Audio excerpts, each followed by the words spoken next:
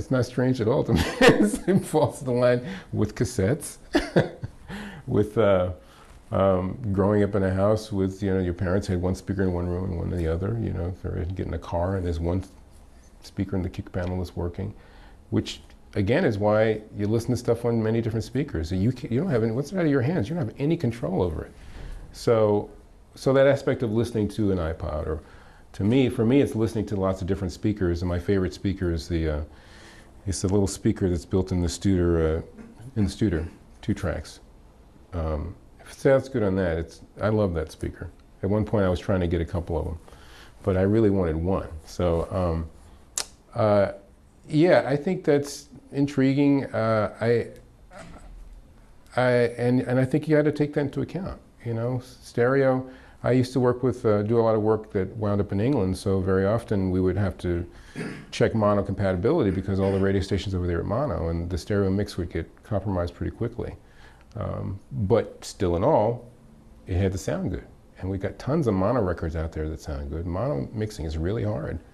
But if you can get it to sound good, well, it sounds good no matter what. So for me, there's some areas personally that, as an engineer, that I'm not a musician, audiophile engineer. I like that aspect. So my personal things are listening and trying to get things to sound outside of the speakers, and just like little technical details that aren't really part of the project. So those are my personal agendas.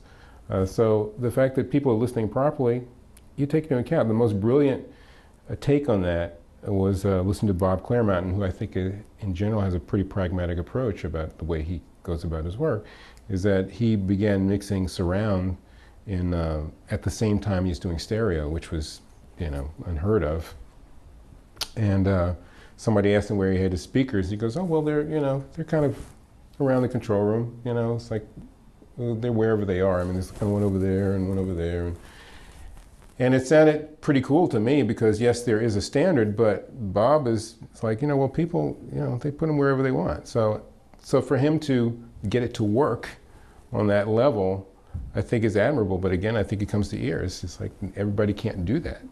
So it's unfortunate, but the reality is that we don't have control over how, we can't dictate. I remember albums would come out and they would say, this record is meant to be listened loud late at night. Okay, well, if you can have that, that's nice, but as I used to tell my students, if you mix it loud, all the hype is in the room. So you want it to feel like it's loud. You got to, that's a hard requisite to put on somebody. You got to make sure it works at every level, loud and soft.